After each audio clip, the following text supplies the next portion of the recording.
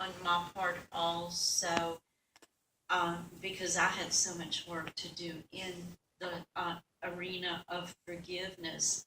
And I started studying and studying and studying.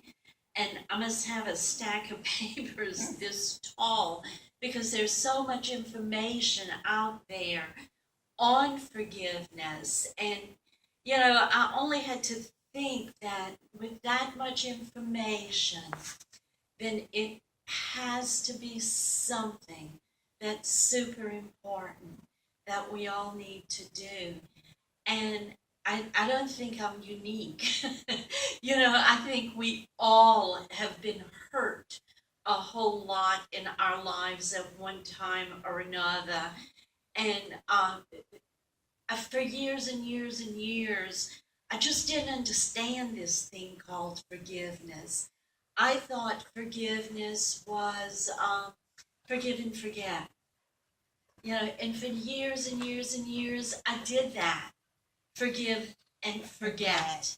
And I set myself up to be hurt over and over again because no matter how hard I tried, I couldn't forget. You just can't forget something that has happened to you. No matter how hard you try, it just is in there. I looked up some of the biblical terms. Luke 7:47-48. Therefore, I tell you, her sins, which are many, are forgiven. For she loved much, but he who is forgiven little loves little. And he said to her, your sins are forgiven. And Ephesians 4:31-32 said, let all bitterness and wrath and anger and clamor and slander be put away from you, along with all malice. Be kind to one another, tender-hearted, forgiving one another, as God in Christ forgave you. And Galatians 6:1-2, brothers, if anyone is caught in any transgression, you who are spiritual should restore him in a spirit of gentleness. It's exactly what Kathy's reading said. She restored that little boy in love. Keep watch on yourself, lest you too be tempted. If we can't keep watch on our attitudes, on the way we love, we'll be tempted. And that means we're going to be the transgressors. What is forgiveness?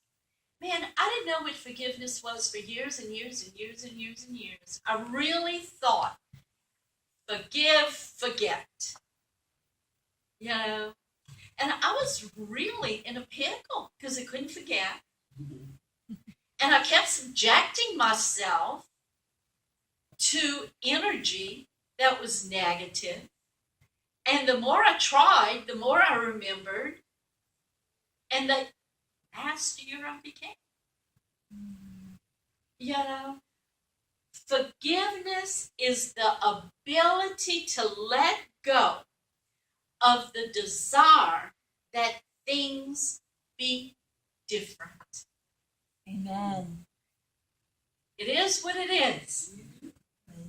That's right. And the more I desire for it to be different, the worse it gets. Yeah. We have to surrender. What is surrendering? Surrender is 2 words. Sur means up, and render means let it go.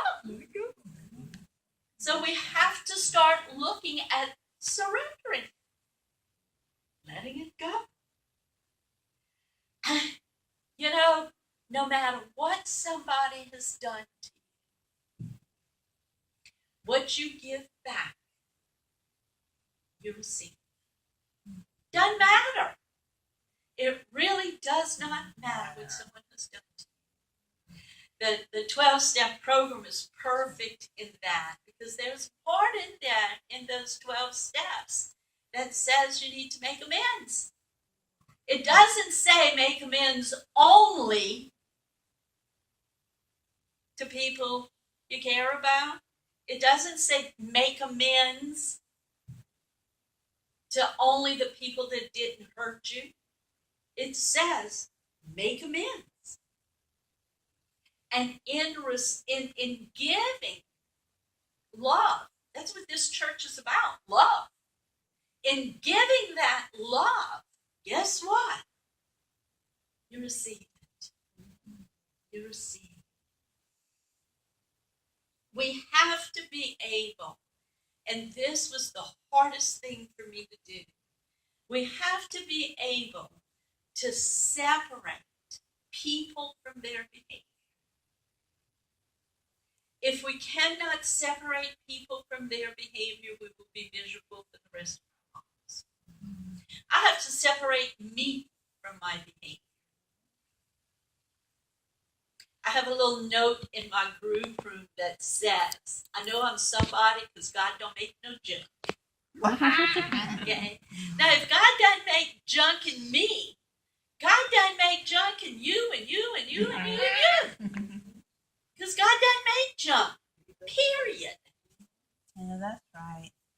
Our behaviors are what hurt people.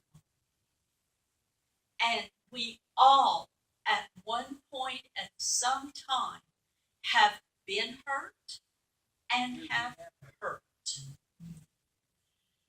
Forgiveness is not denying our needs, our desires, our feelings. When somebody hurts us, we need to own it. We need to own it, but we need to go a little bit further than that. We need to own, why did that hurt me? Where does that hurt come from? Is it intentional?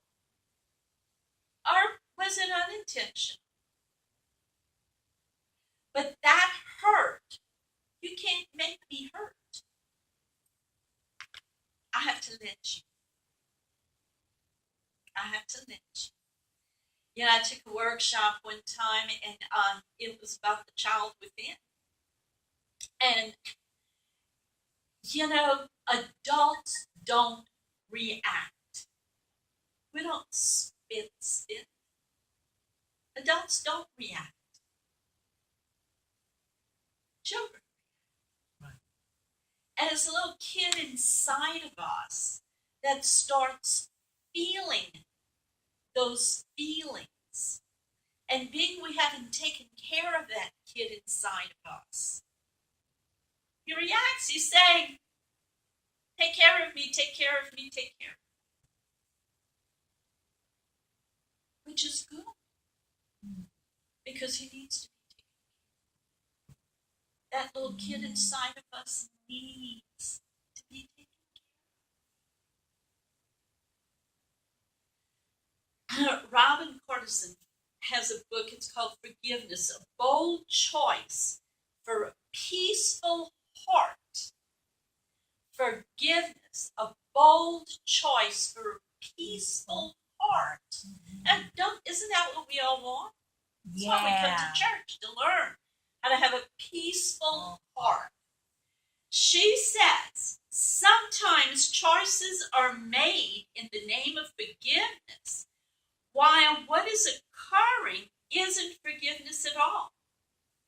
It is important not to confuse being forgiving with denying your own feelings, needs, and desires. Forgiving doesn't mean being passive. That's what I thought it meant. Be passive. Don't let it bother you. Make it go away. You know, and staying like staying in a job or a relationship that clearly doesn't work for you or is abusive. That's passive. That's passive. You hang in there and hang in there and hang in there. It is important that you are clear about your boundaries. We need boundaries. No, that's right. And people need to know what those boundaries are. If you are willing to allow unacceptable behavior again and again in the name of forgiveness, you are more than likely using forgiveness as an excuse not to take responsibility for taking care of yourself. Boy, can I relate to that? Me too. Continuously. Some of my history is that I was a battered wife. Yeah, and it was so easy to blame my ex-husband. Mm-hmm. The truth is, I didn't think I could take care of myself. That's my truth. I did not think I could take care of myself.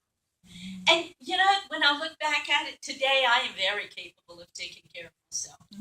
I was very capable of taking a 5-year-old to Baton Rouge. And let me tell you, I'm one of those little coon-ass Cajuns. You know, bring them to the big city. Whoa. I mean, if you know Cajun life, you don't pass the Intercoastal Canal. You know, it's all right there, and you live next door to your mom, and all your kids are all right there. And you know, I broke the rule. I moved to the big city of Baton Rouge, and I took a chance, and I didn't know how it would be, but I prayed a lot, and it ended up wonderful. I am very capable. I went back to school. I got my PhD. I have a job. I have rental property. And I'll do it. And hopefully, in June, I'll be able to retire. You know? And I got started late. I got started real late. So, here we are. Yeah, I did all of this. And, I love Angelina Armand's song because it's like, I forgive you. But it's so much more than that. Because I think forgiveness starts with forgiving ourselves. And I love it when he says, I didn't know. You might not have known, but I didn't know either. I didn't know what I was doing. I was just doing. When we don't have the Spirit of God in us, and we're just kind of and we just kind of go through life without purpose. How do we forgive? It's not to forgive and forget. And Beverly Flanagan has a wonderful book. It's called Forgiving. And what she says is, forgiving does not erase the bitter past. A healed memory is not a deleted memory. If we keep deleting all these past hurts, we'd never learn. We'd never go anyplace. Yes. We keep subjecting ourselves. We keep making ourselves vulnerable. Instead, forgiving what we cannot forget creates a new way to remember.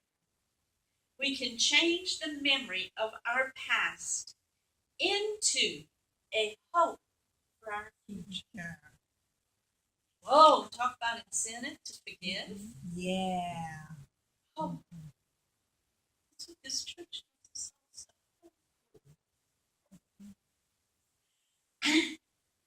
I had an opportunity to study with Dr. Robert McDonald, who's from California, and who I studied from some of his students, and I've studied with him for maybe 12 years now. He wrote a book. It's one of the most wonderful books that I've read. It's called Tools of the Spirit. And he developed the pathway to purpose, which is fabulous. And right in the gut of the pathway to purpose, it starts with pain. We all know pain. We know pain whether it was intended or not intended. Because no matter what it was, we feel what we feel. That's the bottom line. We can't make it go away. What he says in the pathway to purpose is that if you don't acknowledge the pain you're feeling, it can go down. It can really create a lot of problems. Unacknowledged pain spirals. It goes down.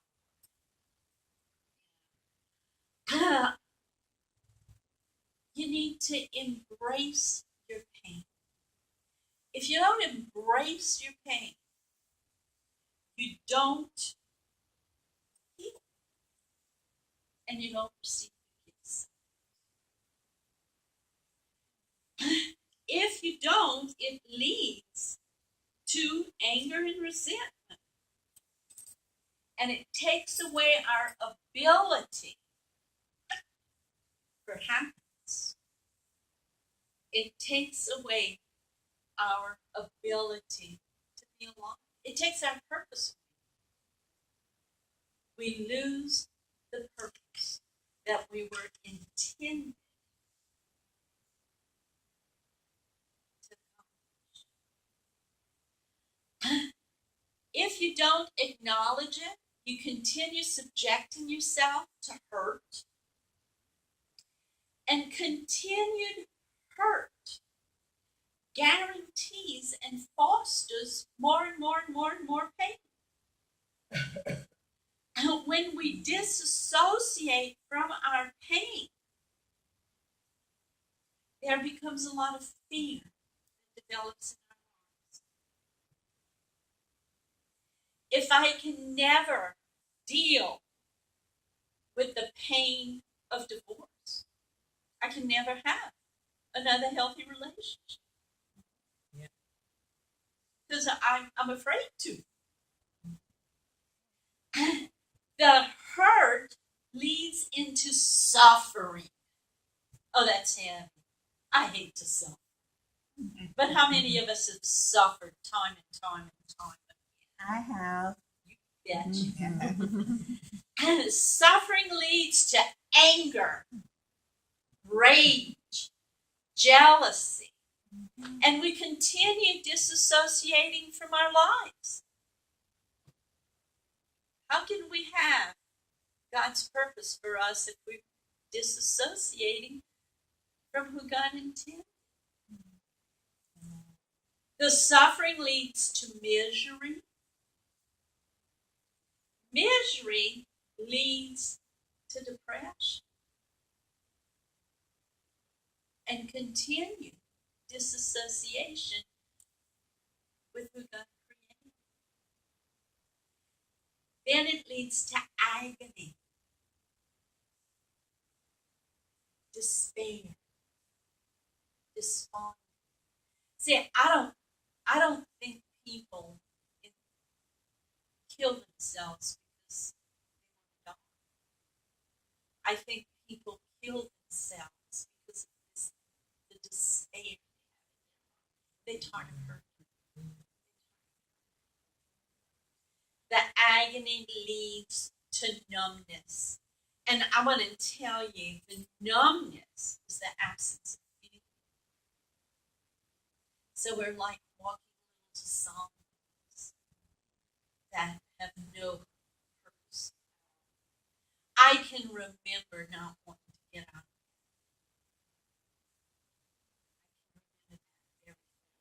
I can remember kneeling in front of my ex-husband and saying this. Like this. If we walk towards our pain, what we have is freedom. But first, we have to accept that we were hurt, that we have pain. If you never accept, ouch, that hurts me, then you're going down to despair. Acceptance. And this was the greatest gift that Dr. McDonald has ever given. Acceptance is recognizing the positive purpose, finding the gift. Well, I have so many gifts from that marriage that I so fought. I want to tell you, I was this rich, spoiled brat. My ex-husband was very, very poor. His father trapped. He got out of school during the wintertime to help his father trap so that they could have food, so that they could make ends meet, Man, when he got a hold of me, he couldn't believe it. I mean, I still today use what he gave me, which is, yes, you buy what you need and you think twice about what you need. And when I go to the grocery store today, I went last night, and Kelsey was with me. And she said, Meemaw, do you know this is the third pack of treats that you buy? I said, yes. Those pretzels, those little pretzels. The first one I picked it up because I wanted pretzels. Then I saw some other pretzels, and I picked them up too.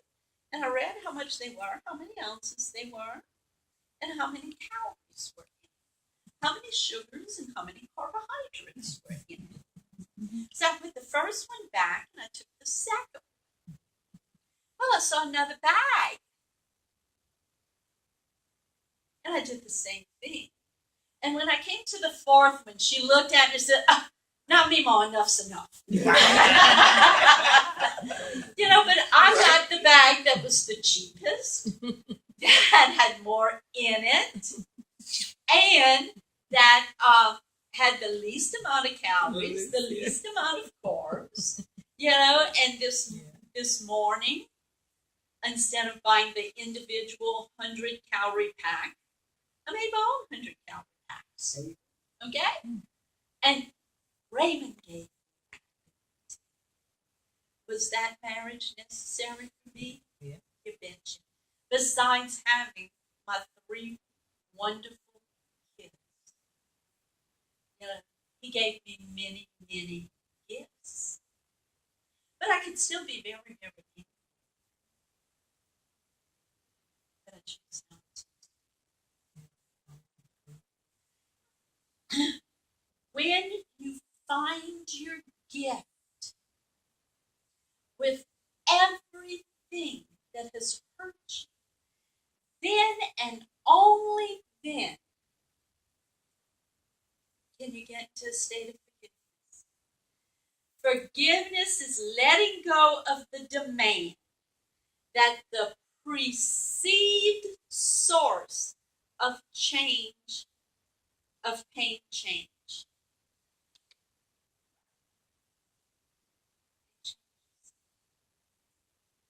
I love what Armand said. Unforgiveness is like taking points and expecting. Once we can, this is how I hurt. I'm accepting that I'm hurt. If it's big or if it's little, doesn't matter. I'm accepting that I'm hurt. Mhm. Then you find the gift. Now, why would you want that pain to go away? Why would you want to still keep reacting to that pain? I would tend to think you would, because if you kept it, you would lose your gift. Yeah. And I want my gifts. Yeah. I don't always can look at it as a gift, okay? Sometimes it takes me a lot longer to look at it as a gift. But I want my gifts. If you're going to forgiveness, then and only then, because you're no longer disassociated with yourself, then and only then can you have your goals. And if you can make goals in life, you can have a mission. When I started this new life, my goal was only to survive. Then it was only going to go to school. Then it was only to get this and to get this. You know, my mission switched totally. My mission in a prior life, I always call it my prior life, was always to have money, to have my own business, to do this, do that. You know, my mission is not that anymore. My mission is just to help our church and to help the addicts that I work with every day of the week and their families. You know, I don't make much money. I have to have more than one job. But I want to tell you, it's so satisfying to be able to help these people. If I can accomplish my mission doesn't come out of my head. I never wanted to be a counselor. I just went to school. Then I just got a job. Then I just got another job. And I just got more and more certifications and ended up with a supervision job. You know, I mean, that's not what I wanted to do. Our missions in life come from within. And if we're not disassociated, we can claim, in fact, God claims it for